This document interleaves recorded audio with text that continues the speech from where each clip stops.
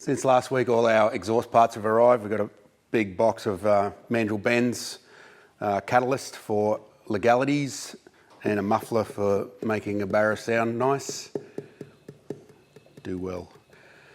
Got a big bunch of flanges, more than Rodriguez can poke a stick at. Some other ring-in flanges here that are for something else, I don't know what they are. So we've got all our bits. Let's do it.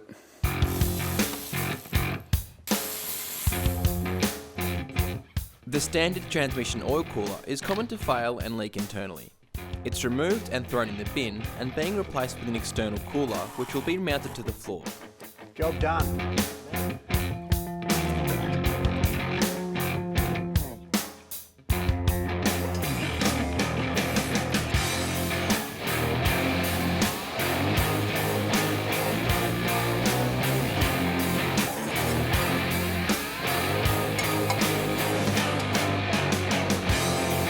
Using 3-inch Mandrel-Benz, Al gets the exhaust to sit high up against the floor and can use the standard mounting points on the body of the car.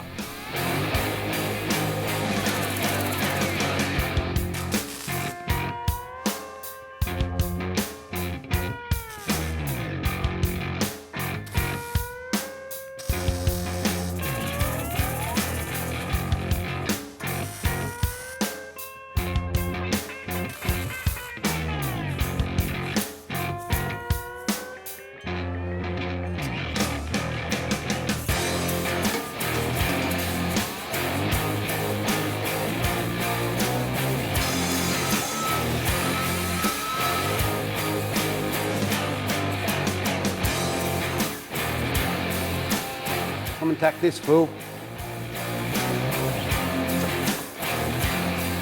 Yep.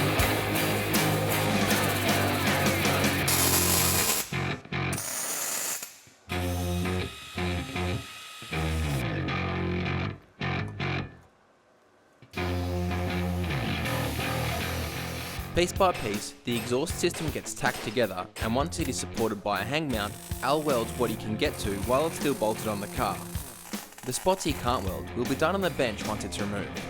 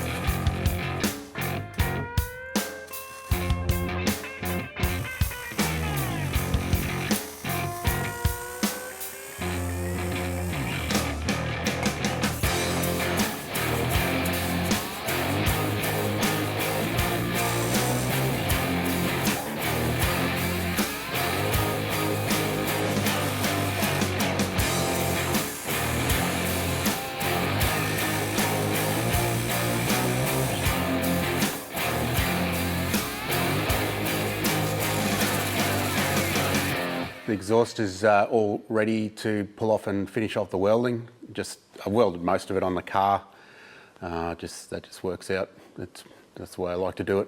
And then just finish off the bits you can't get at. We've used the factory support brackets in the middle of the car and the rear of the car. Up the front here, I've just made a little bracket that comes off the sump where the oil cooler used to be. That's just to give the dump pipe a bit of support. It still moves around a bit, and that's really what you want. The whole thing is going to sort of expand and contract, so the brackets, you can't make them too stiff, otherwise they'll just break off anyway. You just got to let everything move. A couple of tips I would give to people who want to make their own exhaust. Number one is don't buy aluminised pipe. It's junk. It's heavy, it's more expensive, and it welds like so just buy, well, they call it black pipe. Just means it's just uncoated mild steel. You can TIG it, MIG it, do what you want with it. It welds great. Corrosion is the only thing that that is a thing with it, but that can be fixed with paint. It's just a lot easier to work with and welds nicer. So don't be suckered into aluminised pipe, it's crap. It's only for exhaust shops that want to bang something out quick. Other than that, you've just got to practice your welding. You don't have to TIG weld an exhaust system. MIG is 100% fit for purpose. It's the right thing to do if you want to do it quickly and easily. Sure, you can TIG it if you like, but there's no benefit to it really. It's a good MIG job does the job perfectly fine. So just make sure you've got a decent welder. You usually have to spend about $1,000 Australian to get a good welder, a good MIG that's going to do the job in multiple purposes. So if you want to get one for 500, don't expect it to work properly. So we'll just pull her off now and finish off the welds, clean it up, paint it, be ready to go back on.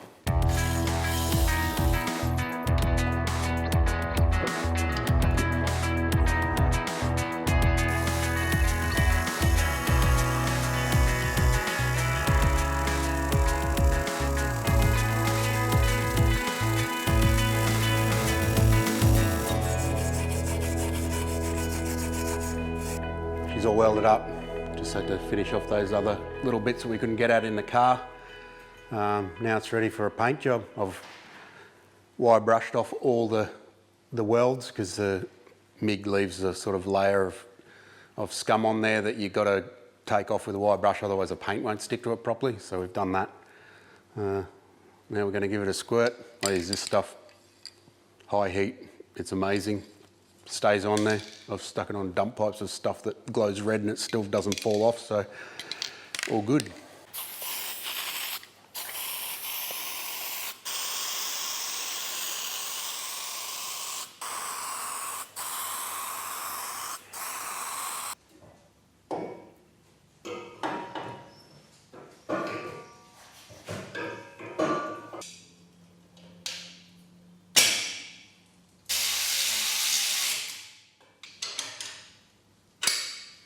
Exhaust system's all sorted apart from plumbing the wastegate pipe back into the dump pipe and that sort of thing. We're going to move on to the oil drain and the intercooler pipe, hot pipe at the moment, because it's all sort of in the same place, so it's going to be pretty tight.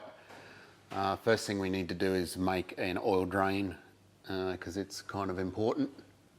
So I'm going to cut up the old oil drain and modify it, shorten it, change its path. So we haven't got much fall here. We're going to do a fairly tight turn and then run it along the sump here into the drain hole there. So heaps of fun. That's the factory oil drain. It's a one-piece job with a flexi bit in the middle. We're going to cut it off here and use this bend here to come out of the turbo, but that orientation of the flange has got to change. And we'll probably reuse that end as well and do a similar thing, just change the orientation of it and then join it up however, by whatever means required. So I'm just going to start chopping it up and go from there.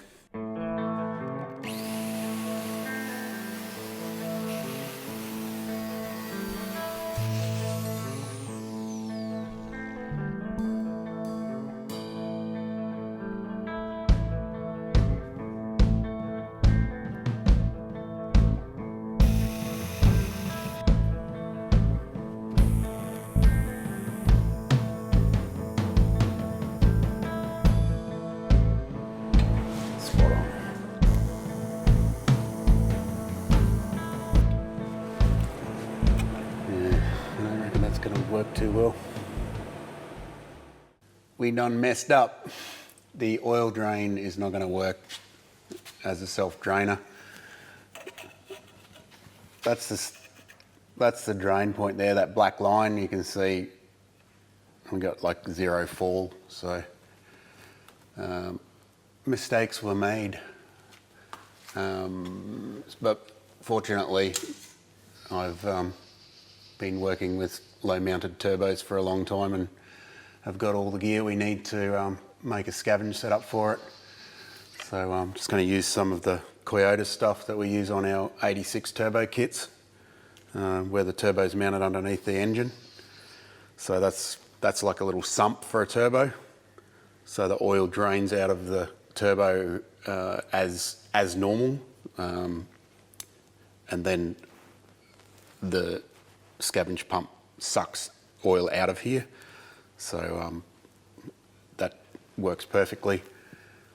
A lot of people try and put a fitting straight on the end of the turbo and then suck it out with a pump. It doesn't work very well because that pump's trying to suck the inside of the turbo out, and it just doesn't work that way. So it's a natural drain, and this has got a breather on it as well that goes up into the engine breather system.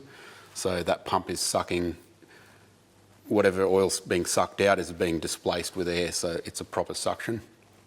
So we'll use that. No reliability issues with them or anything. They work great. It will free up a bit of space for us, which is also good because this intercooler pipe's got to go through here where the oil drain was going to be.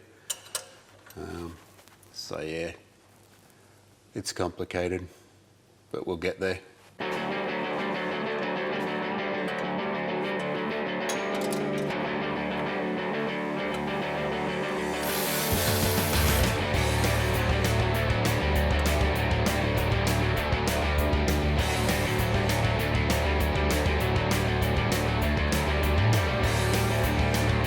The compressor housing is removed and cut back so Al can weld on a tight radius 2.5 inch bend.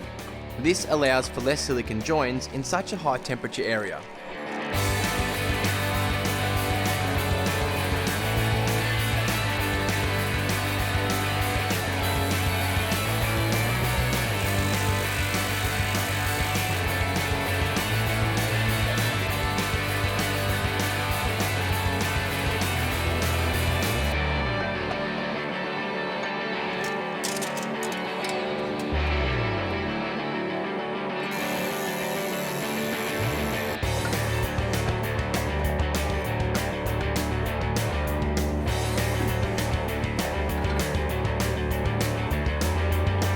Al's German-mate Az from Dunning-Kruger Motorsport has come around to lend a hand. The intercooler hot pipe is being made as one piece, so the ends are flared with a bead roller before it's all welded together.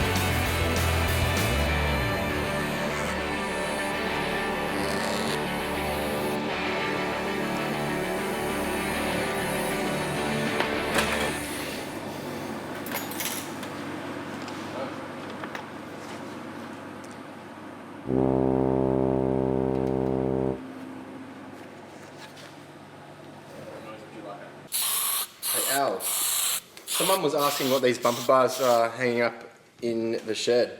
Care to explain? That's a Daihatsu and that's a Toyota Crown. Are these builds for the future? Past, present and future.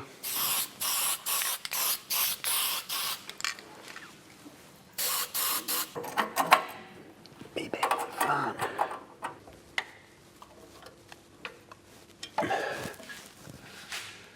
We got a fair bit done this weekend. Got the exhaust all made, right down to the screamer pipe, which we've plumbed back to atmosphere.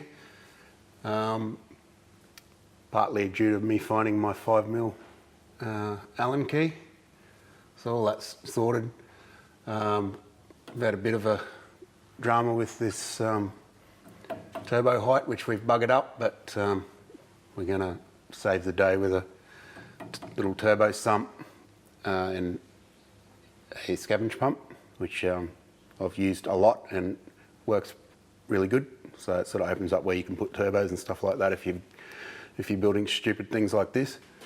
So we'll plumb that up later. It's basically just going to suck from this fitting in straight back into the original oil drain hole. You know, you can, if you're turboing an engine that was never a turbo engine and you use these things, you can put them back into the engine anywhere. I sometimes put them back through the oil cap, just buy an aftermarket aluminium oil cap and tap it, and it basically just squirts the oil straight back down into the engine through the oil filler. So they're a good thing. We've also sort of moving on to things like boost control solenoid. That needs to be close to the turbo end wastegate ideally, because otherwise you've got to run long vacuum line runs, which is not great. You can run the wires straight down to it inside that loom. So it's basically going to have two fittings here that we're going to tap into this cast angle.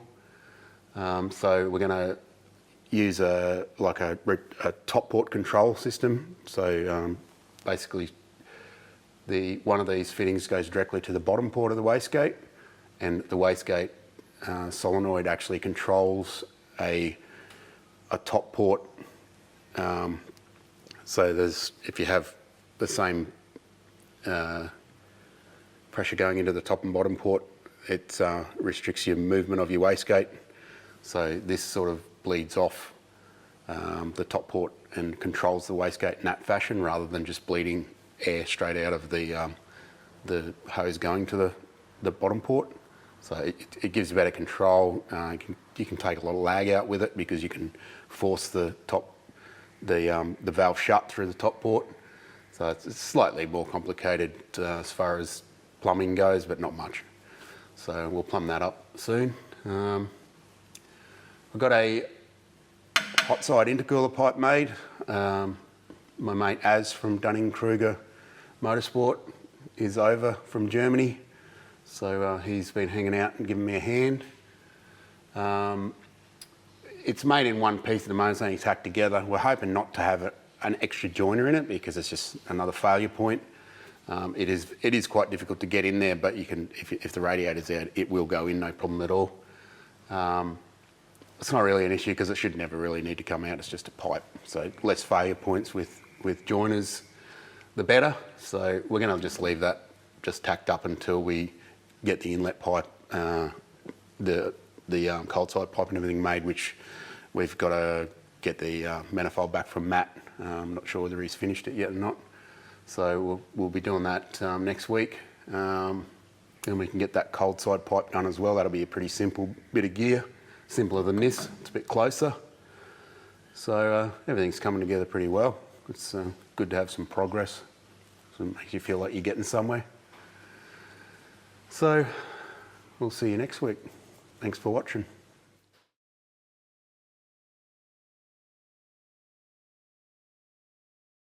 This is all your fault, Millsy. All your fault. My face is only good for radio. Shouldn't you be like jumping out of a plane, killing bloody the enemy or something? No. Hey, Az from Dunning-Kruger Motorsport. Would you like a SKID Factory lemon squash cooler?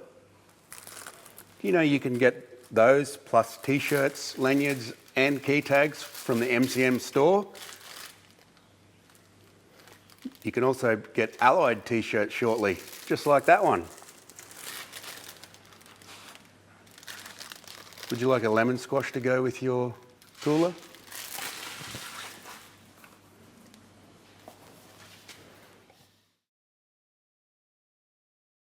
It's supposed to be corny, Woodregos. That's the joke.